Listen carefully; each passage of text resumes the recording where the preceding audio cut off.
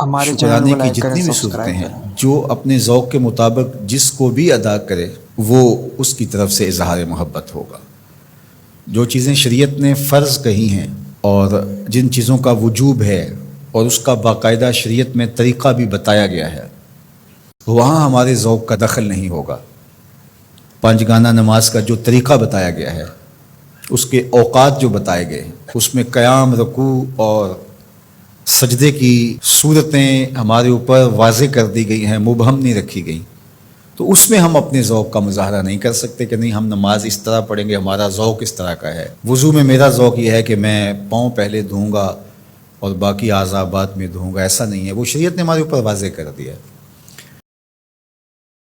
لیکن جن امور کے اندر شریعت نے ہمیں کوئی اس طرح کی پابندی نہیں لگائی، کسی امر کا مطلق حکم دیا ہے، تو اس میں پھر ہم اختیار رکھتے ہیں۔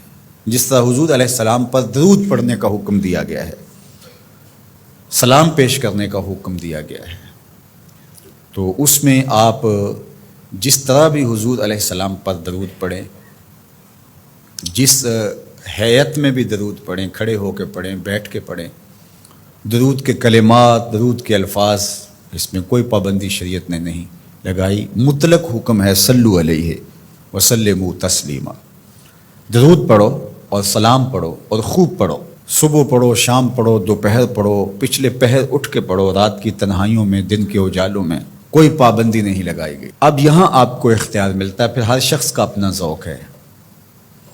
کوئی تنہائی میں بیٹھ کے درود پڑھتا ہے اور کوئی اجتماعی طور پہ درود پڑھتا ہے، کوئی بچوں میں بیٹھ کے درود کی مجلس سجا لیتا ہے، تو یہ آپ کا اختیار ہے۔ اسی طرح فَلْيَفْرَحُوا، کہ خوشی کا اظہار کرو، تو اس میں آپ کا اختیار ہے۔ آپ 12 ربیع الاول کے دن صدقہ و خیرات کیے جا رہے ہیں، 12 کو نہیں کرتے، 13 کو کرتے ہیں، 11 کو کرتے ہیں، 8 کو کرتے ہیں، کسی اور مہینے میں کرتے ہیں، حضور کے آنے پر آپ کو خوشی ہے، اس کا شکرانہ ادا کرتے ہیں، اللہ کا شکر بجا لاتے ہیں، قولاً، عملاً، رویتاً، نوافل ادا کیے جا رہے ہیں، روزہ رکھتے ہیں، حضور علیہ السلام نے خود روزہ رکھا پیر کے دن۔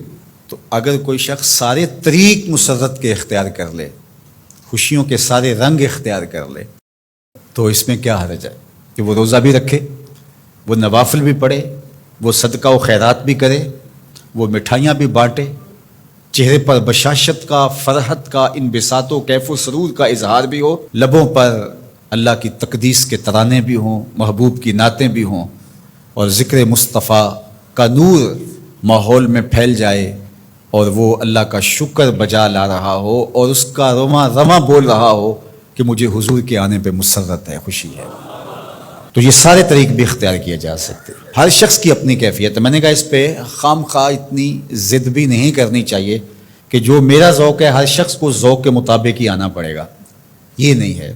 جس کا جو ذوق ہے اس ذوق میں وہ اپنی محبت کا اظہار کر سکتا ہے، چونکہ اس میں کشادگی دی گئی ہے، اس میں فرحت کے اظہار کا مختلف انداز ہو سکتا ہے، اور ماضی کے اندر بھی ایسا ہوتا رہا ہے، مختلف بزرگوں نے مختلف طریقے اختیار کیے۔ یہ جو محفل میلاد کا انداز ہے، یہ فرحت کا اظہار بھی ہے اور تبلیغ کا ذریعہ بھی ہے۔ علماء نے اس کو اس لیے زیادہ تر اختیار کیا کہ اس سے ساری چیزیں تقریباً اس میں جمع ہو رہی ہوتی ہیں۔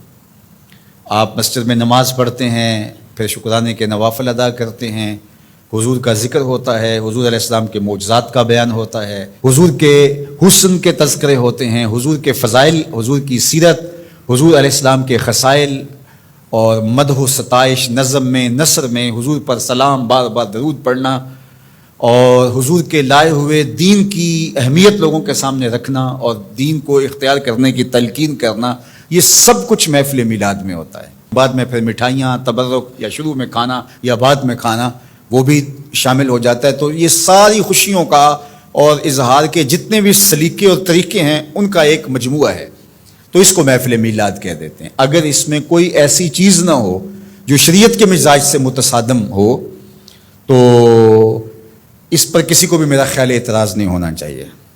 تو اس لیے میں آپ کو کہوں گا کہ آپ اپنے گھروں میں ہر پیر کا معمول بنا لیں، پیر کو روزہ رکھیں، بچوں کو بھی روزہ رکھوائیں. جو شوگر کے مریض ہیں میں ان کو زور نہیں دیتا. باقی جن سے ممکن ہو تو وہ ضرور پیر کا روزہ رکھیں. آپ اس سے صحت بھی پائیں گے. آج بھی مدینہ المنورہ میں لوگ کثرت کے ساتھ پیر شریف کا روزہ رکھتے ہیں.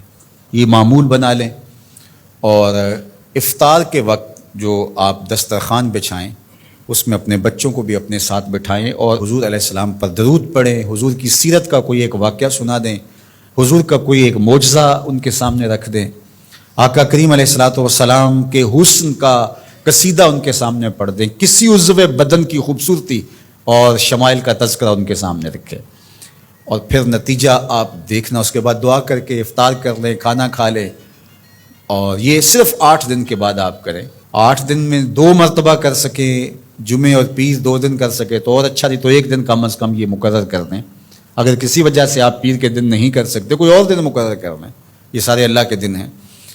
تو آپ دیکھیں گے کہ اس کے اثرات آپ کی نسل کے اندر منتقل ہوں گے.